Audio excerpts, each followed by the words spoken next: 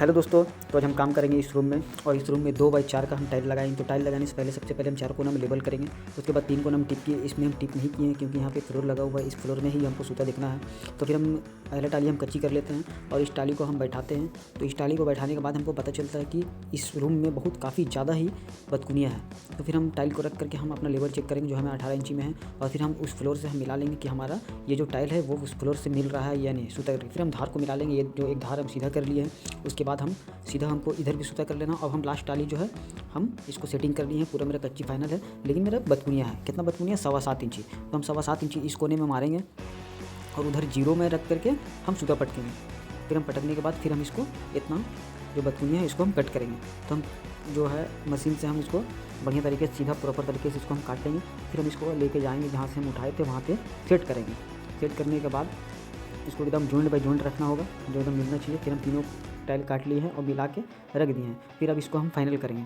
तो हम इसको सबसे पहले उठा लिए हैं। अब जहाँ जहाँ हमारे जैसे मसला उसला जहाँ पे ज़्यादा नहीं रहता है वहाँ पे हमको मसला देना पड़ता है। उसके बाद हम घोल को दे करके हम इसको फाइनल कर देंगे।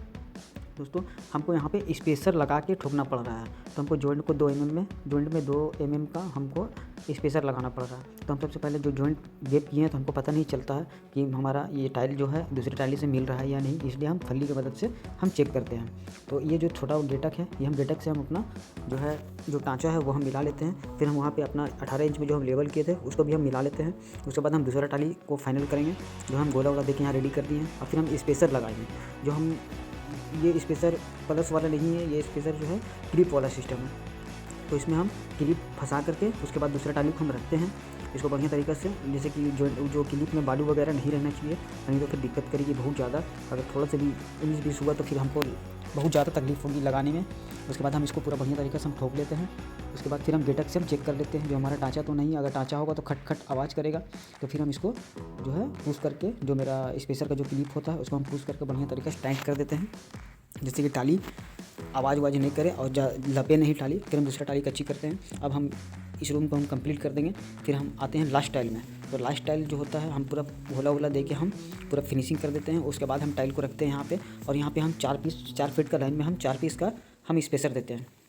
उसके बाद हम बढ़िया तरीके से इसको हम चारों पट्टी ठोक पीट करके उसके बाद हम गेटक का जो हम बताए शुरू में बताए थे, जो गेटक से हम चेक करेंगे तो हम प्रॉपर अच्छा बताएगा, क्योंकि गेटक से खटखुट आवाज़ करता है। अगर प्लेन आपका सही मिल गया तो आवाज़ नहीं करेगा, तो मतलब सही टाली जो है सही बैठ गया। आवाज़ करेगा तो समझ लीजिए सही नहीं बैठा है, उसको भी फिर भी ठोकना पड़ेगा। तो फिर हम स्पेसर को यहाँ पे कस देते हैं।